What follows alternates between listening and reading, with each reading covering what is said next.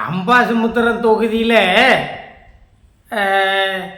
வெற்றி வாய்ப்பு எப்படி இருக்குது அப்படின்னா, அம்பாசமுத்திரம் தொகுதியில் அதிமுக எசக்கி சுப்பையாவுக்கு வெற்றி வாய்ப்பு பிரகாசமாக தான் இருக்குது.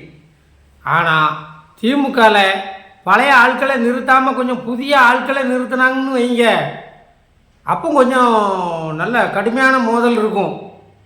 இவங்க பழைய ஆட்களுக்கே கொடுத்துக்கிட்டு இருக்கிறதுனால தான் கொஞ்சம் அந்த கட்சிக்காரங்க மத்தியில் கொஞ்சம் மனசு தொய்வு அடைஞ்சிருது. அதுதான் பிரச்சனை. இசக்கி சுப்பையா ஜெயிக்கிறதுக்கு வாய்ப்பு இருக்குது. அவர் மேலே அதிருப்தி இல்லை. அவர் ஆளுங்கட்சியாக இருந்தால் நல்ல அழகாக செய்வார் அப்படின்னு தான் பொதுமக்கள் பேசிக்கிட்டுதாங்க. திமுகவில் அவரை எதிர்த்து நிப்பாட்டுற வேட்பாளர் நல்ல இளைஞராக புதுமுகமாக இருக்கணும்.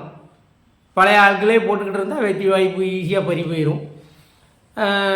இவர் சீமாங்கட்சியில் நம்ம எப்படி சொல்லணும்னா, சீமாங்கட்சியில் எப்போதும் போல் புதிய முகத்தை போட்டாலும் அந்த ஓட்டு அவங்களுக்கு ஒன்றும் பிரச்சனை கிடையாது. அவங்க அதே ஓட்டை வாங்கிடுவாங்க. ஏன்னா சீமான் என்ன கருத்தை சொல்ல போகிறாரு, என்ன கொள்கையை முன்வைக்க போகிறாருன்னு எல்லாருக்கும் தெரியும். அவர் தமிழ் தேசியத்தை முன்வைப்பார், மண்ணுக்கும் மக்களுக்குமான அரசியலை முன்வைப்பார்.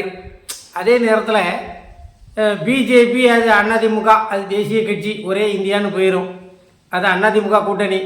அவர் எடப்பாடி என்ன முழக்கம் வச்சுருக்காரு அப்படின்னா, போன தடவை ஸ்டாலின் வச்சாரலாம், விடியல் தான் ஸ்டாலின் வர போகிறாரு, விடியல் தர போகிறாரு, அப்புறம் திராவிட மாடல், இந்த கொள்கையை முன் வச்சாங்க, இந்த முழக்கத்தை. இப்போ எடப்பாடி முந்திக்கிட்டு தேர்தல் பிரச்சாரத்தை களத்தில் இறங்கிட்டார். இவர் என்ன சொல்லுதாரு அப்படின்னா, என்ன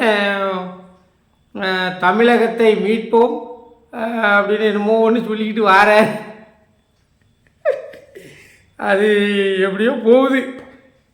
என்ன தமிழகத்தை மக்களை காப்போம், தமிழகத்தை மீட்போம் அப்படின்னு அவர் ஒரு வசனத்தை சொல்லுதார். இவர் என்னமோ ஒன்றுபட்ட தமிழகம் எப்படி இல்லாமோ என்னமோ இவங்க சொல்லிக்கிட்டு அலையுதாங்க.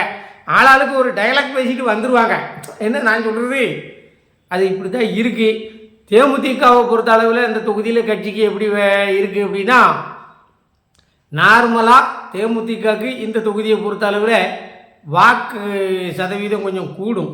ஏன்னா விஜயகாந்த் மேலே இந்த முதலாம் ஆண்டு நினைவஞ்சலி செலுத்தினதுலேருந்தே இளைஞர்கள் ரொம்ப விஜயகாந்த் மேலே ரொம்ப கொதிப்பாக இருக்காங்க. இந்த தங்கத்தை விட்டுட்டமேன்னு நிறைய பேர் எனக்கு தெரிய பேசிக்கிட்டு தாங்க. அதெல்லாம் விஜயகாந்த் ரசிகரே இல்லை அவங்க. ஆனால் விஜயகாந்தை பற்றி ரொம்ப அனுதாபமாக பேசுகிறாங்க. அந்த கட்சியில் பொறுத்த அளவில் எப்படி இருக்குது அப்படின்னா, 4000 கல்லிடைக்குறிச்சி பொறுப்பாளர், அவருக்கு சீட்டு கொடுத்தா அவர் கொஞ்சம் கணிசமான வாக்கை பிரிப்பார். ஏன்னா அந்த கட்சியில் 4000 தான் பேர் சொல்லும்படியாக இருக்கார். அவர் கல்லிடைக்குறிச்சி பொறுப்பாளர். வேறு அதிமுகவில் எப்போதும் போல் எசக்கி சுப்பையா தான் நிற்பார். திமுகவில் நம்ம சேர்மாதேவி ஒன்றிய செயலாளர் அவரை நிப்பாட்டலாம், அல்லது கல்லிடைக்குறிச்சி நகர செயலாளர் அவரை நிப்பாட்டலாம். இந்த 2 பேருக்கும் கொஞ்சம் வெற்றி வாய்ப்பு இருக்குது. மற்றபடி பழைய ஆட்கள், வயசான ஆட்களை நிப்பாட்டினா சந்தேகம்தான். நமக்கு அது சரியாக தெரியல. அது மக்கள் தான் தீர்மானிப்பாங்க. இப்படி தான் போய்கிட்டு இருக்கு. என்ன இந்த ரயில்வே ஸ்டேஷன் பக்கத்தில், ரயில்வே ஸ்டேஷனுக்கு இந்த பக்கம் நம்ம பாப்பாங்குளத்துக்கு, தெற்கு பாப்பாங்குளத்துக்கு போகிற பாதையில் பார்த்துக்கோ, அந்த ரயில்வே ரோட்டு ஓரமாக ஒரு ரோடு வருது. அதை 10 வருஷமாக ஒரு கட்சி, ஒரு எம்எல்ஏவும் போடலை. போன தடவை இருந்ததும் போடலை, இந்த தடவையும் போடலை. போன தடவை யார் இருந்தா? என்ன எசக்கி சுப்பையா தானே இருந்தார். இந்த தடவையும் அவர் தான். ஒன்றும் அதை போட்ட மாதிரி தெரியலை. என்ன செய்ய போகிறாங்களோ அதுவும் ஒன்றும் புரியலை. இந்த கல்லிடைக்குறிச்சியில் அந்த ஒரு ரோடை மட்டும் போடலாம். இந்த ட்ரெயின் வரும்போது நிறைய வாகனங்கள் சேர்ந்துருதுப்பா. அது கடந்து போகிறதுக்குள்ளே இங்கே ஏகப்பட்ட வாகனங்கள் குமிஞ்சிருது. பூரா அதில் போய் பொத்துன்னு விழுதான். இப்படி சில குறைகள்லாம் தொகுதியில் இருக்குது.